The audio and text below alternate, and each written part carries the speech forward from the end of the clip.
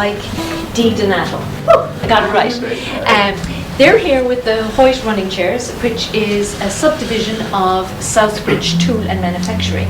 And it has huge local connections going way back, and I'm looking forward to hearing about the historical connection that goes back to your company, Mike, and even another company in town that you've amalgamated with. So it's confusing what I've put out there, but I'm hoping that our three speakers tonight will tie it all in and make it all make sense. Thank you very much for coming. So, my name is Michael DiDonato, and I've been a resident in Southbridge, born and raised here. 48 years old. I currently live in Auburn with my wife and 2 children. And my father and my uncle came here from Italy when they were just very young, around 8 years old. I'm not sure of the year. However, they went to school here in Southbridge. They went to the old coal trade school that was at Southbridge High School at the time. And they started their company called Southbridge Tool and Manufacturing, machine shop. They were incorporated in 1984, and I started working there, sweeping the floors, things like that, when I was about 15 years old. And I still am working there now, and I love the smell of cutting oil in the air. I've grown up with that, and it's just fantastic, so I enjoy what I do. So we started, they started in actually a small garage, I believe it was on Curtis Street, and then they moved to another building where Mom's Cake Shop was at the time, and I can't remember the street name. And then moved to Mill Street, where A&M Tool resides now, just next door to there. And we were there for many years, and then we moved to Dudley. So we're Southbridge Tool and Manufacturing on Southbridge Road in Dudley. So we reside there now, and yeah, it's a great business. The machine shop business is thriving. We also purchased a company called Boniface Tool and Die, and they were up on North Street now, where the Center of Hope is.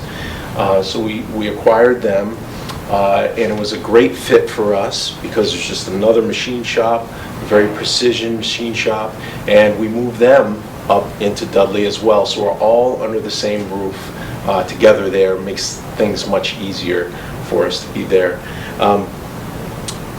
Fast forward to 2010, I met a gentleman by the name of Dick Hoyt. I heard about him. He's a legend in the running community. I was never a runner, but he locally, Dick has lived in Holland, Massachusetts for many, many years. So I've heard of him, and I happened to cross paths with him at a grocery store in Sturbridge at Stop and Shop. And I was kind of starstruck, I guess you could say, so I didn't know really. I wanted to say something, but I didn't know what to say, so I said, hey, I got a business card in my pocket. So I gave him my business card, and I said, Mr. Hoyt, if there's anything you need, if you need your bike, if something breaks on your bicycle or the chair that Rick uses, we deal in all sorts of metal. We can fix it for you, no problem. I'd be happy to help. So we went our separate ways, and a year later, Mr. Hoyt came into our shop, and he didn't need anything repaired. He needed a whole brand new chair built for Rick. Rick had had spinal surgery, and he was very uncomfortable in at the time in his current running chair.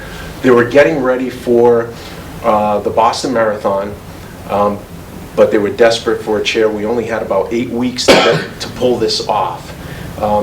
We took on the challenge. We built him a chair. It was a very crude model. It was heavy. It was made out of steel, but it was comfortable for him, and it got the mission accomplished very well. We made slight changes as Dick would run each weekend. He'd come back with some feedback for us, what we could tweak. We eventually made a lighter chair for him out of aluminum alloy.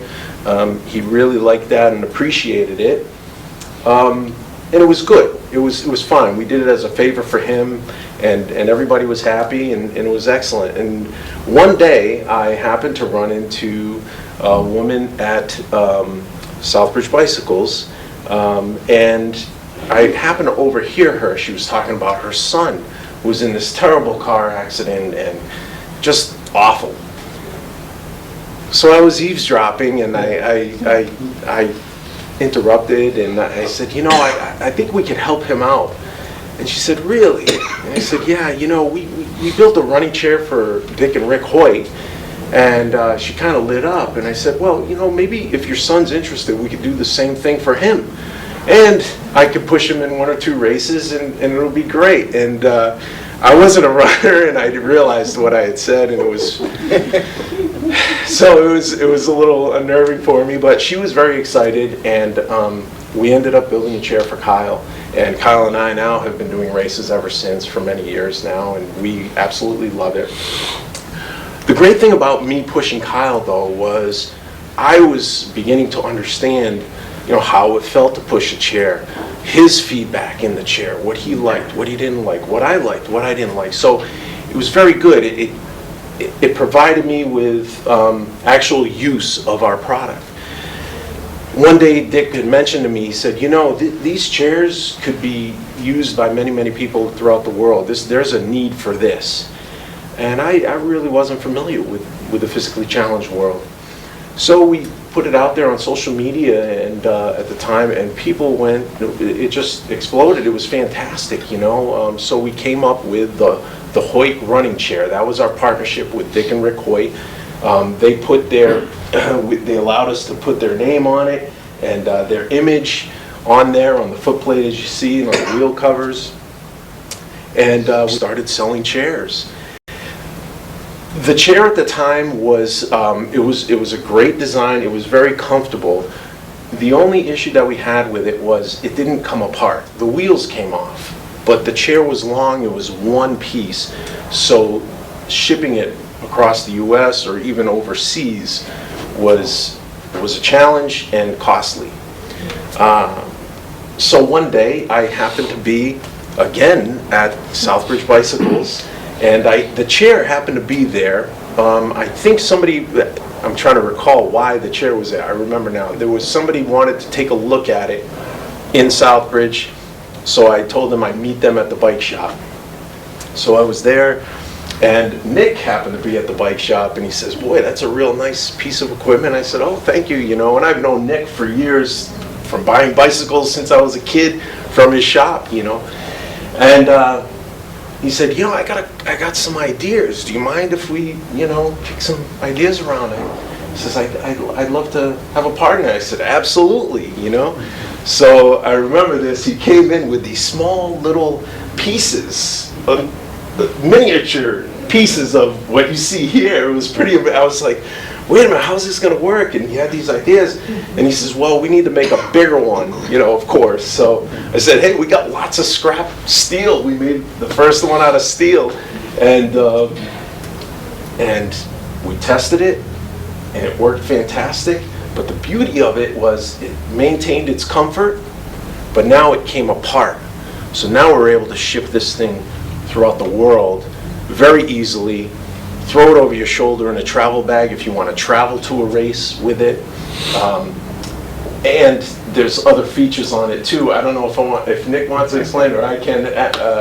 But for example, we have this phenomenal brake. It's a disc brake on this. And again, I really appreciate this when I push Kyle. It's a disc brake where when you're approaching a hill, a regular bicycle, you pull the handles and you'll slow down. With this though, when you have a brake, our previous chair had a brake like a bicycle with calipers on it. Because this is a race chair and the speeds that you can get up to, the front wheel would just skid on the road. And that's not good. It really didn't have great stopping power. With the disc brake though, you can set the brake. I always say, Kyle, we're going to set it and forget it. So as we go down the hill, I set the disc brake so it drags the rear wheel. So now I can virtually push the chair downhill without skipping a beat. And when we get to the bottom of the hill, I just disengage and off we go. It's one of the best features that I love of the chair. And that's just one of the small things that we changed as far as the frame goes. The other thing is Nick's daughter, Katie. She does all the sewing for our chairs, and she makes a phenomenal, you want to fall asleep when you sit in this cushion. It is so comfortable. And she does all the headrests, because that's the other thing early on. We just sold the chair with the cushion. With Katie's innovation and with all of our ideas, she's able to create fantastic head support, lateral support, knee support, everything that somebody in the special needs community may need. And it really allows us the freedom to not so much customize the frame, we customize the cushion and the comfort for the individual rider. So that's been huge for us. Just fantastic. Yeah, this is what you see here, the blade. This blade comes totally apart. Right now we have another one. We just came up, Nick just came up with a design. We just started putting it out there now, where it folds like a scissors. So it's even more compact when you're traveling or shipping it anywhere in the world. And of course now with Anna's is absolutely amazing. Whether it's selling the chair, working with the special needs community, families of special needs, kids especially, you know what, they're like our family, and Anna takes care of them like they're her own. And I'll tell you that I've kind of stepped back from the chairs at this point, helping with the overall business at Southbridge Tool and at Boniface. And I tell you, I haven't slept better in a long time, knowing that Anna's got that covered. And I could see the business now. It's really starting to take off with her behind the helm, and actually ahead of the helm, I should say.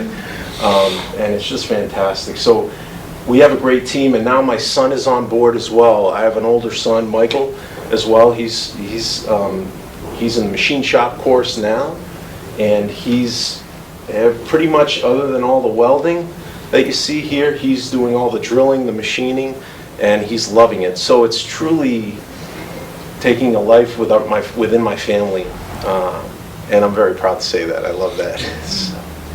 But I don't know, that's what I got for now. Yeah. Oh. Well, Mike made the point that this is really three families that came together. The DiDonatos, of course, own Southbridge Tool Manufacturing, but I came and worked with Mike, and then we needed sales representation, especially internationally.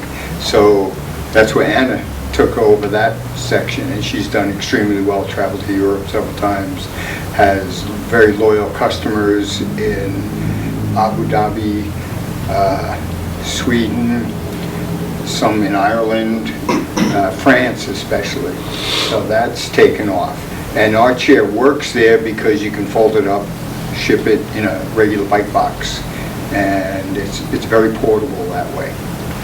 And then of course we have Rick and Dick Hoyt, so we work together in a very efficient way, I think. You know, I do most of the design work, and we've changed.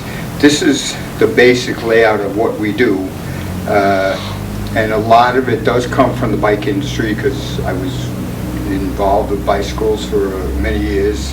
And one of the key factors for me is I worked in a bike shop in Tokyo, and he was a frame builder. So I learned a lot of tips from him, and that's come to good use here. But we don't just buy parts, we make our own wheels. Anna actually laced and built wheels for a couple of years, and we make a proprietary wheel which is offset considerably. You can notice it on this wheel, and that keeps it in line with the rest of the chair. We started out with bicycle aero bars, which we used for a couple of years. We didn't like them, so we made our own handlebars that were bigger, more comfortable. Vibram, the shoe sole company in North Brookfield, they donate arm pads to us that are much better than these. Very comfortable, very easy to control. We've tried to address every little part of the chair. The brake, I think that was a big innovation. It's a bicycle part, but we had to adapt it to the chair. Wasn't easy, but we worked on it and we got it. And it was far better than a caliper brake on the front wheel. It was much more controllable. My other daughter, Katie, who does the cushions, for a long time she worked in the shop. We were the only machine shop with the sewing section. So people used to come off the floor and say, well, could you fix my apron? Could you fix this or make me this? So she did some of that. And now she's moved into her own workshop and it smells better. And so it's pretty much all of us. And now we all work for Anna. So whoever thought that would happen. But it's going along very well, very well. We always consult with Mike, say, you want your coffee now? Something like that, But we really are a team. In fact, we get in trouble in the shop because they hear us laughing all the time over in our corner of the shop. Machine shops are not funny places. They're very serious. So, but we have a good time. The customers we work with, that's what makes it an interesting, fun place to work. And I really believe they appreciate everything we do, especially Mike and Anna. They reach out to everybody. It's a lot of fun. So it's not quite like work. Okay. I'm Anna Sotar. Father's Nick. My sister Katie sews everything. I started with Hoyt Running Chairs in 2015, and I started by building all the wheels, so literally from the ground up. I learned how to lace wheels and true them from both my mom and my father, who used to do it together in the bike business. My wife is actually the best wheel builder I've ever met. She makes beautiful racing wheels. And not anymore. Handlebar wrappings too. So anything I've learned about bicycles, I've learned from the both of them. And my mother was also the one who taught my sister how to sew. My sister says she came in one day, taught her how to sew a circular bag, and said, "Okay, if you can do that, you're good." And from there, she went on to sew cushions, headrests, side bolsters, and even moving into her own business of cushions for outdoor lounge sets, sewing backpacks and purses, and she's just growing exponentially and has partnered with the Center of Hope as well to grow that business. So we're happy to have two businesses come out of all this. So we've been with Hoyt Running Chairs now for 5 years, and just seeing our growth in innovation of the chair itself, but also being able to confidently say we have about over 400 of our chairs around the US and all over the world. So I did major in hospitality and tourism in college, and I have a lot of friends and connections around the world from studying and traveling. So when the idea of this chair, that it could fold up and be shipped in a bicycle box, came up, well, I just put it out there, and all of a sudden it was the same story all over the world. The rarest syndrome, one boy in Dubai has it that one child in California has. And so they both happened to see, there was a Fitbit commercial out a few years ago that was playing in theaters in New Zealand and all over the world. So all of a sudden everybody started hearing about our chairs and reached out to us, and then it created this community of, we call it the movement of inclusion of assisted athletes, because anybody in this chair is an athlete and they just might need a little assistance. So there's all sorts of terms from captain and angel, or runner and rider. What we like to say, the motor is the one running and the motivator is the one in the chair. So it's really a team effort. It's all about community. It's about inclusion. We've had everybody from some of the rarest syndromes to cerebral palsy to autism, or to just somebody who wants to push their mother who might be living in a home and isn't as mobile as she used to be, but they just want to get out together and walk or take a hike. So it's something that is really makes it available to anybody to get outside, to run, walk. We even can attach it to a bicycle. So triathlons have been very popular, and people have seen the stories of Rick and Dick completing 6 Ironman competitions, which is the most challenging athletic event at this time. So it just really inspires people to just keep pushing and to get out there together. So countries all over the world, such as we have a big team in Dubai that have about 10 of our chairs, and they're just growing and growing and creating their own nonprofits, their own communities. A lot of teams in France, that is a big one. Mexico, we have good friends in Mexico who completed an ultra Ironman, so it's over the course of 3 days, swimming 10 kilometers, cycling over 500 miles, and running an ultra marathon. So people are really just taking it beyond anything we could have imagined for just the power of the human capability, really. And it really comes back to the athletes in the chair, their stories and their struggles that have led them to become the strong people that they are, and to motivate their families, their parents, their communities. And it really does make this job more than a job. It's our lives, it's our lifestyles, and it keeps us motivated every single day. So from that, we have been fortunate enough to partner with a lot of nonprofits, of course. One of the big ones is the One World Strong Foundation. This was started by Dave Fortier, who was crossing the finish line in the 2013 Boston bombing. Unfortunately, he was affected by the bomb, as many other survivors are or have been. And because of that, he started this nonprofit to connect people all over the world who have become victims of terrorist attacks. And with that, they started the One World Marathon, which happens the weekend of the Boston Marathon every year, and it's a global event where all you do is sign up online, and you can contribute miles. So you can sign up and say, I'm going to walk, run, roll, ride, anything, 1 mile this weekend. And you'll be part of a team who's then completing altogether a full marathon.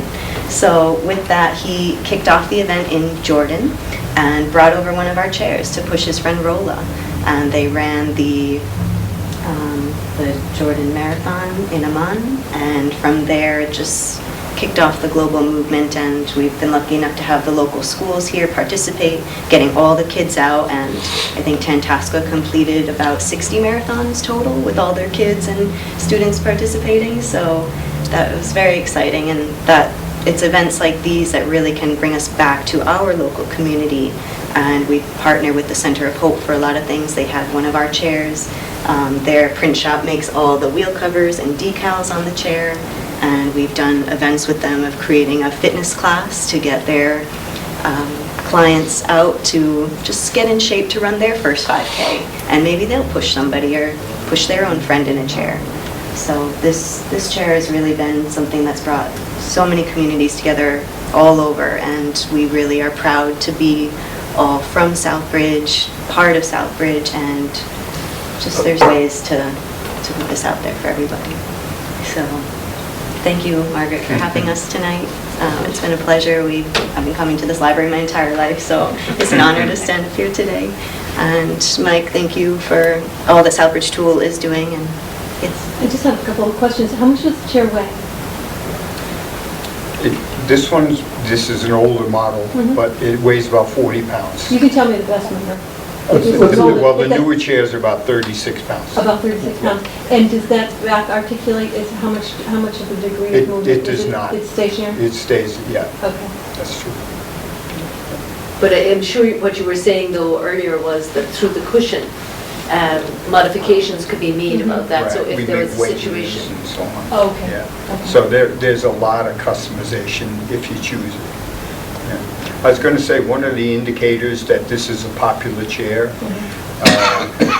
somebody in Moscow, somebody in Brazil, and somebody in Mexico has copied this chair and are trying to make them on their own. And they're doing a pretty credible job. People always ask us, well, why don't we patent them in those countries? and we just say that, let them copy it, we don't care. But we're always changing it, we're always making it better. So I don't think they can keep up. I Is it really patented don't. here in the US? No, there's no patent at all. But as far as I'm concerned, I don't care. If they have a local need for a, locally sourced chair, that's fine. If they see one of ours and copy it, that's great. But they haven't seen the newest one yet. So, and we Stay ahead of the curve. we're already on the drawing boards for a much better chair. We already have a second model. It's called the all-around. This is the Blade Racer. We have the all-around, which is a very comfortable, much less expensive chair that folds completely, and it will go anywhere. So that's a new one for us. When you say anywhere, would it even go, say, on a trail? Yeah, oh yeah. Well, we sell fat wheel. I mean, the tires we sell are this wide, and those fit on here. But the all-around has about a 2-inch tire, and that goes 90% of places. The new model, what's the spelling? I'm going to ask you permission. I live in Boston, and I've been watching the marathons for a long time. It's ridiculous. I'd like to put this on my Facebook page. It's okay. I'd like to take a picture and stuff. I think to promote it. I don't have a lot of followers, but my family and a few of my dearest friends will at least get this. They have a lot of followers. They can anything. I just think it's We'd be honored to be Oh, on no, your Facebook page. we were sitting here kibitzing and we saw it and got setting up and said, why don't you hang around? So it's just like our hidden gem. This chair, the newest version of this chair sells for $4,200. I won't put it in the price. Which is very competitive, in fact, lower than some other racing chairs like this.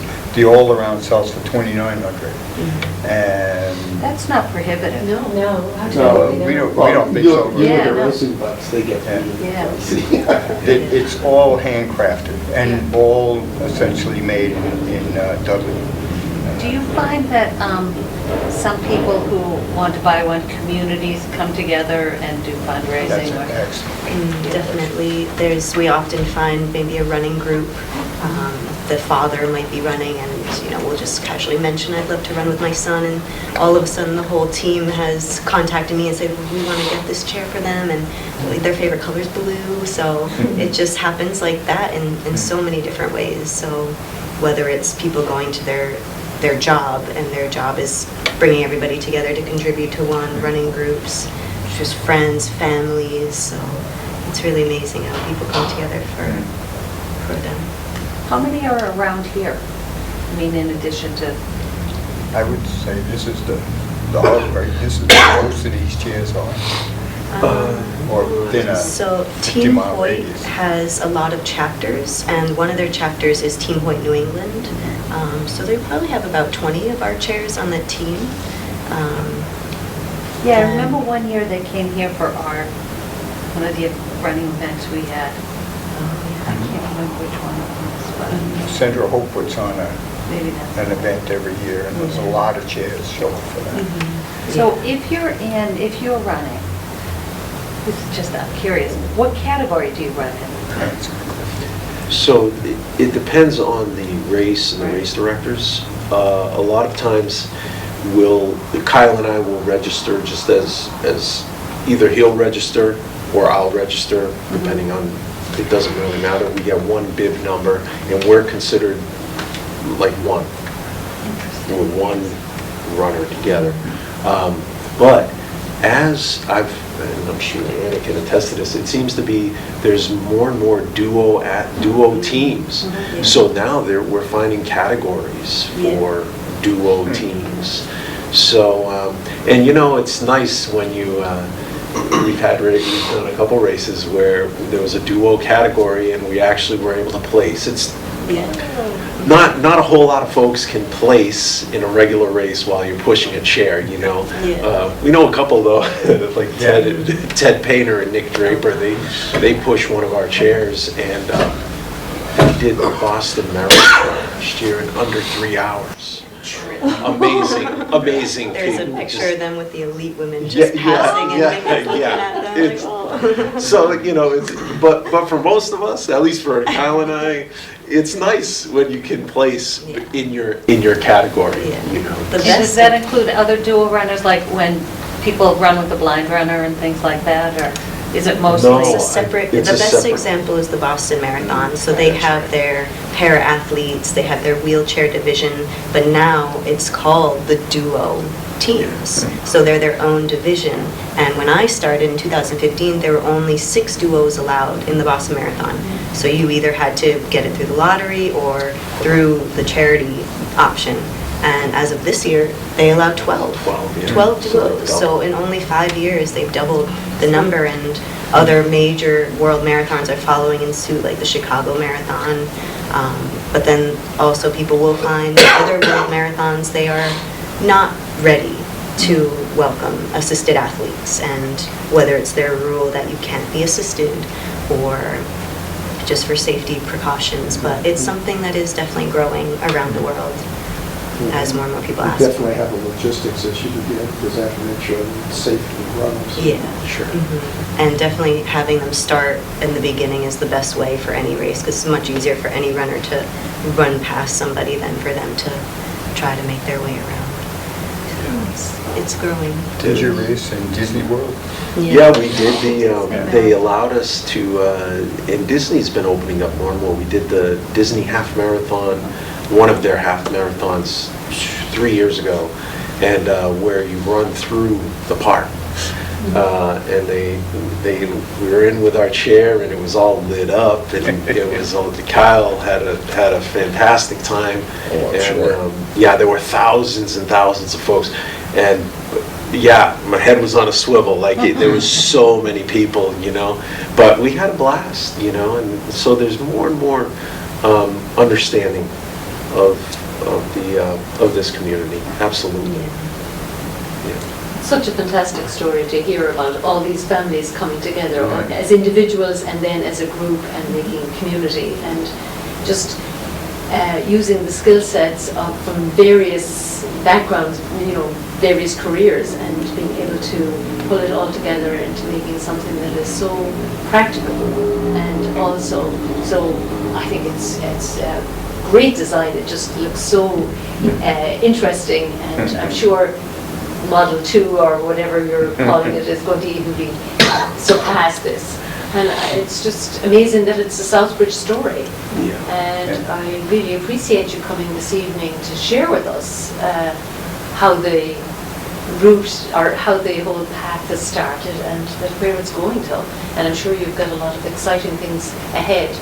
I heard you about the new chair and the innovation, and I just love the idea that you're not even worried about competitors, that it is what it is, and if people have the need and can make it, that it's out there, and that's so generous and such a wonderful story, just adding to the already great story.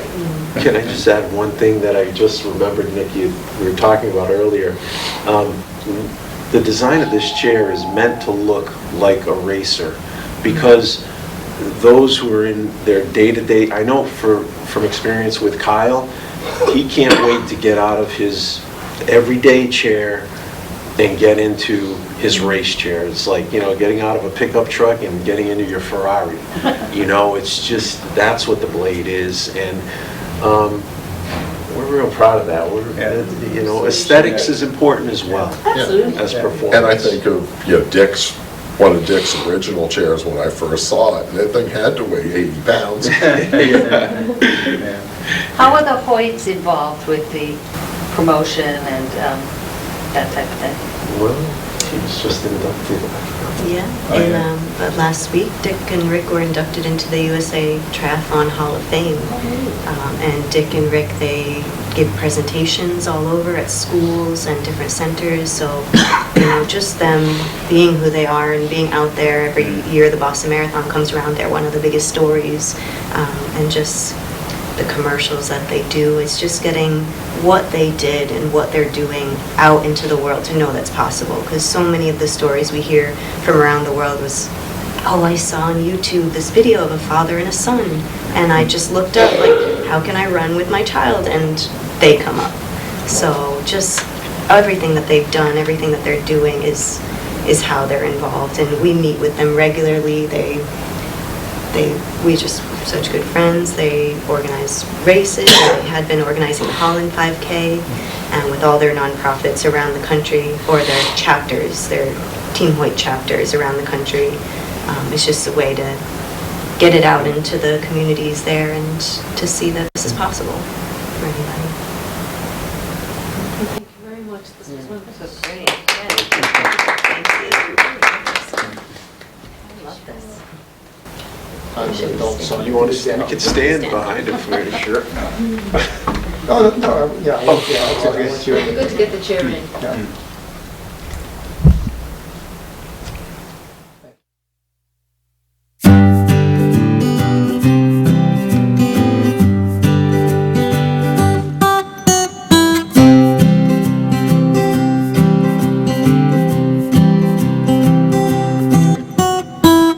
So here we have a team in Northern Ireland. They're running through the dark hedges. A team from Ireland, from Mexico, Luxembourg, France, running in Ireland. And yeah, a lot of teams from all over the world. And we show here how it can attach to a bicycle on this one. One of Rick and Dick's, their first race that they did, the first 5K in West Springfield for Rick's friend who was in an accident. Yeah, showing all the different teams. I don't know why that's so difficult for me.